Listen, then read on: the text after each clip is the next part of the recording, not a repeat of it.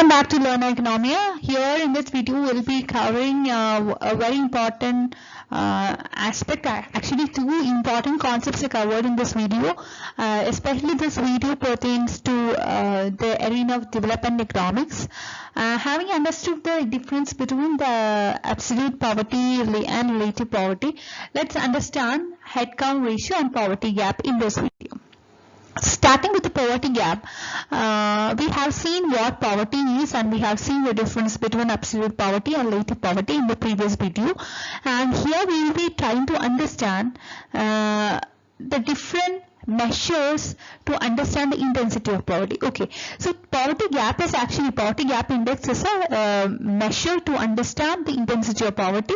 It is the average poverty gap in the population as a proportion of poverty line. We have to understand the poverty gap in the population, and we have to understand the poverty line. If you know that, you will be able to understand the proportion between these two. Okay, which is known as the poverty gap index. Now, the poverty gap index is considered to be a very important improvement over the poverty measure of headcount ratio, which simply counts all the people below the poverty line in a given population and considers them as equally poor.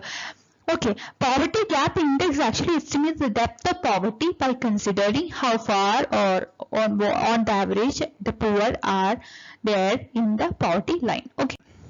Now, the poverty gap index is at many times considered to as poverty gap ratio or poverty gap index. Is defined as the average ratio of the poverty gap to the poverty line. Okay, that is something that we have already discussed, and it is expressed as the percentage of poverty line for a country or region.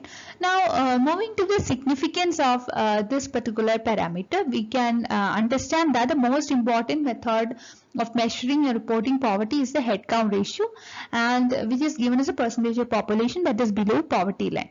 If you go for an example, you can see the case of New York Times. In New York, you can go for the case of a news that is reported by the New York Times by considering the American population. And the New York Times in July 2012 actually reported the poverty headcount ratio as 11.1% of the American population in 1973, 15.2% in 1983, 11.3% in 2000. Okay, so you can see that over the years poverty poverty headcount ratio is found to be increasing in the case of America. And one of the undesirable features of headcount ratio is that actually it ignores the depth of poverty. If poor become poorer, headcount ratio does not take that particular change into consideration.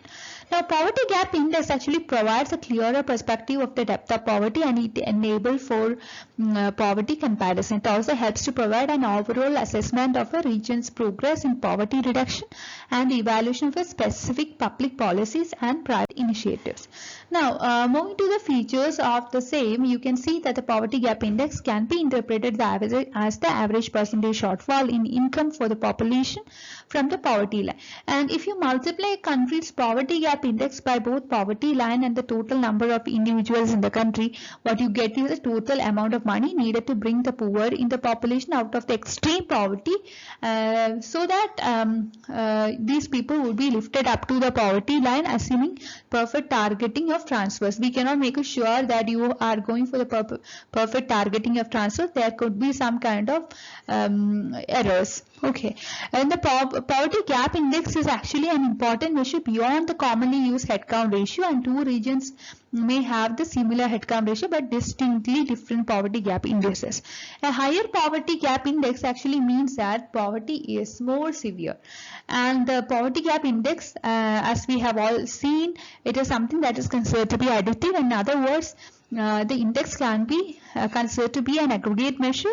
It can be decomposed if you based on education level, sector of employment, region, ethnic group, etc. Now, while discussing the poverty gap index, in many places we have gone through the aspect of headcount ratio. We have gone through the measure of headcount ratio, and you could see that headcount ratio has got many problems. And headcount ratio is actually the population proportion that exists below the poverty line threshold, and one of the undesirable features here is that it ignores the depth of poverty. If poor become poorer, the headcount ratio does not change. That is what we have seen. Okay.